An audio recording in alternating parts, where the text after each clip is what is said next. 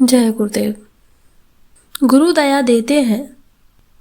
जब लड़का रोता है तो माता अगर दवा नहीं दे सकती तो अपने प्यार से राहत आराम तो देती ही है।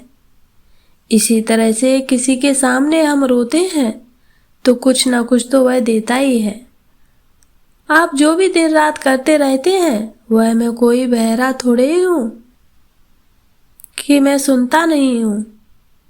कुछ ना कुछ तो ताकत दी ही जाती है, परंतु क्या दया ही न दी जाए, समझने की बात है।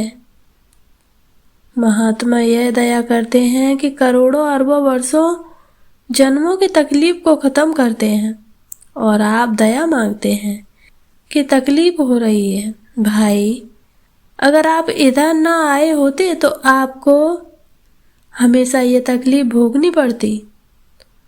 पूरी की पूरी आपको यह मार्ग दिया गया, क्या इसको आप कम दया समझते हैं? अंतर में प्रार्थना करनी चाहिए। तकलीफ आपके ऊपर कोई बीत रही है तो आप अपने तरफ से अंतर में प्रार्थना करो। करना भी चाहिए, लेकिन अधीर मत हो, क्योंकि वो गुरु है, वह तो सब कुछ देखता है। जो भी आपको दुख सुख मिलता है वह सब गुरु की मौज से है। फिर आपको गुरु ने जो कहा उसको करना चाहिए, क्योंकि जिसको जैसे रखने में अच्छा समझता है वैसे गुरु रखता है। आप अपने कर्मों के बारे में कुछ नहीं जानते, गुरु सब जानते हैं। गुरु को शारीरिक कष्ट होता है। आगे स्वामी जी महाराज ने कहा कि बुखार तो मुझे भी आता है, तकलीफ तो मुझे भी होती है, थकावट हमें भी आती है।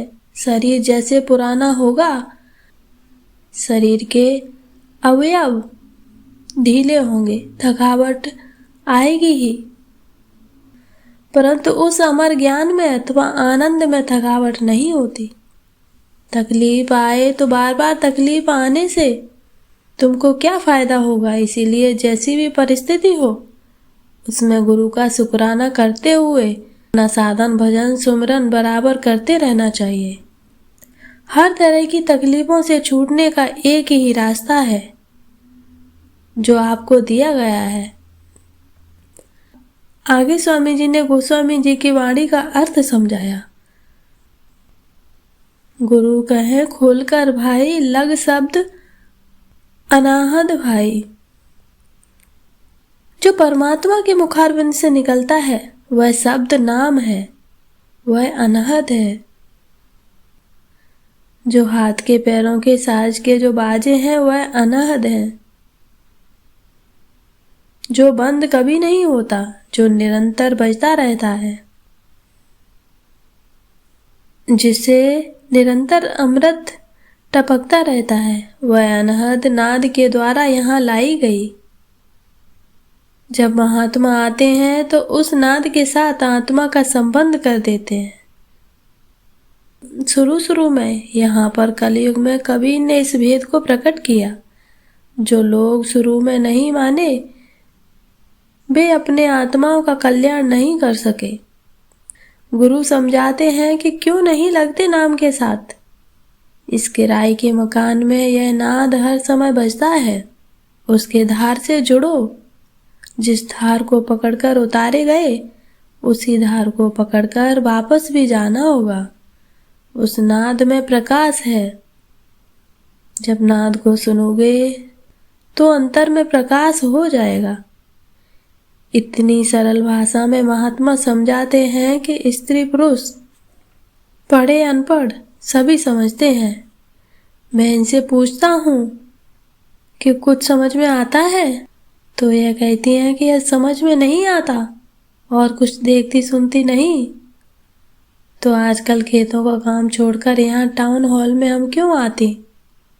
तो गुरु जब जब आते हैं तो ये काम बराबर करते हैं। दूसरा रास्ता ऊपर ले जाने का कभी नहीं रहा, हर समय में यही रास्ता रहा। उभारने वाला यदि कोई रास्ता है तो वह नाद ही है। बिन शब्द उपाय न दूजा, काया का छूटे न पूजा। जब तक इस काया का ताला नहीं खुलता तब तक जीव किसी उपाय से निकल नहीं सकता और ताला तभी खुलेगा जब नाम यानी शब्द के साथ जुड़ जाएंगे। और यह काम सूरत को नाम के साथ जोड़ने का गुरु करते हैं। इसीलिए जिन्होंने रास्ता पा लिया है उन्हें खुश करके कमाई कर लेनी चाहिए। जय गुरुदेव।